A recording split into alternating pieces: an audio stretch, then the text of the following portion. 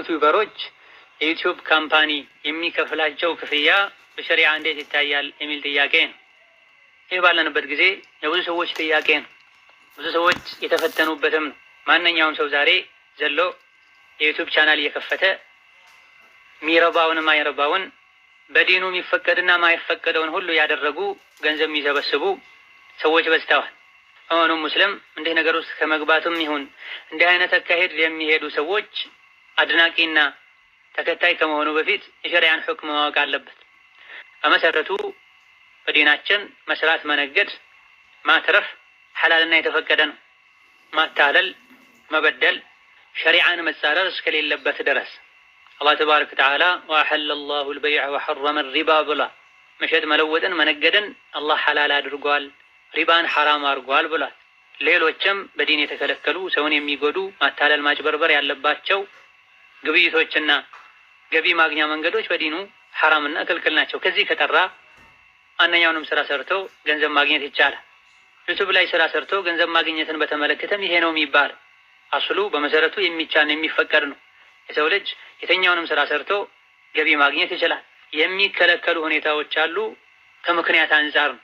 ዙልም፣ ግፍ ካለበት፣ ሰው መበደል ካለበት፣ ማታለል፣ ማጭበርበር ካለበት፣ ዲንን የሚጻረር ሲሆን እንዲህ አይነት ሁኔታዎች ላይ ይከለከላል። ከእንዲህ አይነት ነገሮች ከጠራ ሰርቶ ገንዘብ ማግኘት በመሰረቱ ሐላል ነው። ዩቲዩብ ላይ ስራ ሰርቶ ገንዘብ ማግኘትን በተመለከተ መሟላት ያለባቸው መስፈርቶች አሉ። ሐላል ገንዘብ ይሆን ዘንድ መሰረታዊ የሚባሉ 3 ነገሮች መሟላት አለባቸው። አንደኛ የሚሰሩት ወይም እዛ ላይ የሚጭኑት ነገር የራሳቸው ስራ የላባቸው መሆን አለበት። አሊያ ደግሞ የሰዎች ሐቅ ያልሆነ የተፈቀደ ለሁሉም ክፍት የሆነ የመብት ገደብ የሌለበት መሆን አለበት። ስራው የራሱ ካልሆነ ባለቤቱን ሰሪውን ሳያስፈቅድ ሰርቆ አጭበርብሮና አታሎ ከሆነ መረጃዎችን ዶክመንቶችን የሚለቁት አንድ መስፈርት ጎድሏል። የሰው ሐቅ ተነክቷል። ዙልምና ሰው መበደል ተገኝቶበታል። በሁለተኛ ደረጃ እዛ ላይ የሚያስተላልፉት መልእክት የሚጭኗቸው ነገሮች ውስጡ ላይ የያዘው ነገር ሐላል መሆን አለበት። በዲን የተከለከለ መሆን የለበትም። ዘፈን መሆን የለበትም። ቆሻሻ ፊልምና ድራማ መሆን የለበትም። ሰውን ከዲን የሚያርቅ ቀልቡን የሚያደርቅ መሆን የለበትም። በምስል ቪዲዮ መስራት፣ የሰው ምስል ነፍስ ያለውን ነገር ቪዲዮ መስራት ይቻላል አይቻልም? በዑለሞች መሃል ኺላፍ እንዳለ ይታወቃል። ይቻላል በሚባለው እንኳ ተካሄዶ የሴት ምስል መታየት የለበትም። የሰዎች አውራ መታየት የለበትም። በጥቅሉ ቀልብ የሚያደርግ ዲንን የሚጎዳ ነገር መሆን የለበትም። ውስጡ ላይ ያለው መልእክቱ የሚታየው የሚሰማው ነገር። በሶስተኛ ደረጃ እነዚህ ሁለቱ እንኳ ቢሟሉ በጣም ወሳኝ የሚባለው አነጋጋሪው ጉዳይ ዩቲዩብ ገንዘብ እንዲሰጥ በየጊዜው የሚለቃቸው ማስታወቂያዎች በዲን የሚፈቀዱ ሐላል የሆኑ ወንጀል የሌለባቸው ማስታወቂያዎች መሆን አለባቸው። ወይላ ሰዎች ቁርአን ሊለቁ ይችላሉ፣ ሐዲስ፣ የዳዕዋ ኦዲዮችን አቀናብረው ሊለቁ ይችላሉ። ነገር ግን በየመሃሉ ዩቲዩብ የሚለቃቸው አደብ የጣሱ ከሸሪዓ ያፈነገጡ ሰውን ለወንጀል የሚጋብዙ ማስታወቂያዎች የሚገቡ ከሆነ ይህን የሚቀበሉት ገንዘብ ሐራምና ወንጀል ይሆናል። የአስካሪ መጠጥ ማስታወቂያዎች ሊገቡ ይችላሉ በየመሃሉ። የፊልም ማስታወቂያዎች ሊገቡ ይችላሉ። ሌሎችም ሙስሊም ሙእሚን የሆነ ሰው ለቅጽበት እንኳ አይኑን ገልጦ ሊያየው የማይገባ ነገር በየመሃሉ ማስታወቂያ የሚመጣ ከሆነ ያ ማስታወቂያ ሐራም ከመሆኑ አንፃር በአንተ በሱ ምክንያት ወንጀል ከታየ፣ ወንጀል ከተሰማ አላህ ዘንድ ተጠያቂነትን ያመጣል። ስራው ሐራም ይሆናል። ሐራም ሰርቶ የሚያገኘው ገንዘብም ሐራም ይሆንበታል። ስለዚህ ጥንቃቄ የሚያስፈልገው ጉዳይ ነው። እነዚህ መስፈርቶች ከተሟሉ አሁን ይቻላል። እነዚህ ነገሮች ካልተሟሉ አይቻልም። ወንጀል፣ ውሸትን፣ ስድብን፣ ሀገርና ዲን ማበላሸትን፣ ብልግናን፣ ከዲን ማራቅን ዩቲዩብ ላይ የሚያሰራጩ ሰዎች አሉ። የሚሰሩ ስራ እነዚህ ነገሮች እንኳ ባይኖሩበት ዲንን፣ አኽላቅን፣ ሐያን የሚያበላሹ ማስታወቂያዎች የሚለቀቁበት ሁኔታ ይኖራል። አሊያ ደግሞ እዛ ላይ የሚጭኗቸው ነገሮች ከሰው የተሰረቁ ያለ አግባብ የሚለቀቁ ሊሆኑ ይችላሉና እነዚህ አይነት ብዙ ጥንቃቄ የሚያስፈልጋቸው ነገሮች ያለበት ከመሆኑ አንፃር እንዲሁ መልካምን ነገር ለማስተማር ቻናል ፈጥሮ ትምህርትና መልእክት ማስተላለፍ ነው። እንደ ገቢ ምንጭ ለመጠቀም ግን እነዚህ መስፈርቶች መሟላት አለባቸው።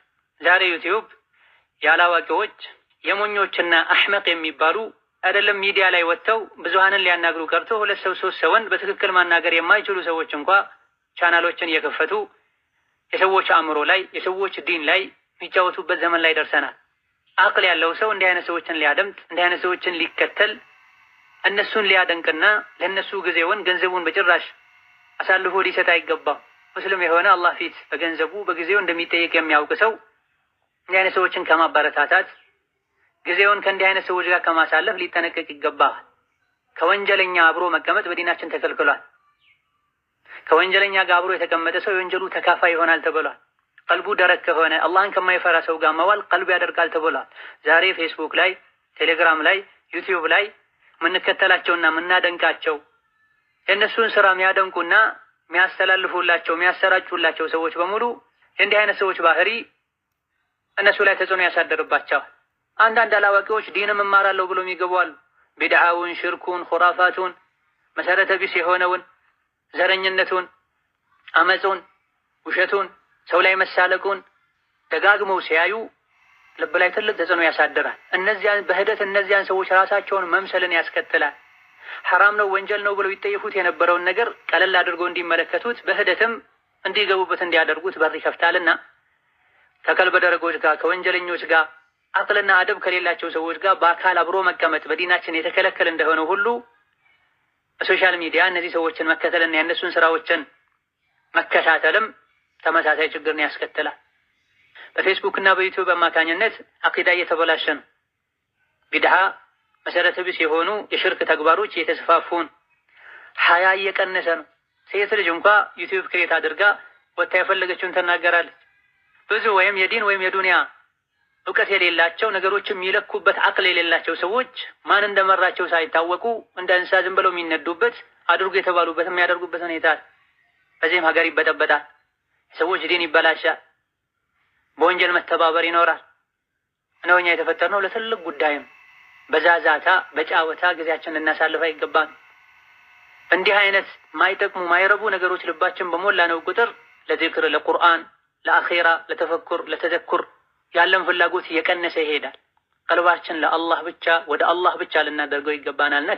ከእንደዚህ አይነት የልብ ሌቦች ልንርቅ ልንጠነቀቅ ይገባናል። ዩቲዩብ ፌስቡክን መጠቀም የግድ ሆኖ ከተገኘ ወይም ጥቅም አለው ከተባለም ምን አይነት አድራሻዎችን ምን አይነት ሰዎችን መከታተልና ከምን አይነት ሰው መረጃዎችን ማግኘት እንዳለብን ልናጣራ ይገባናል።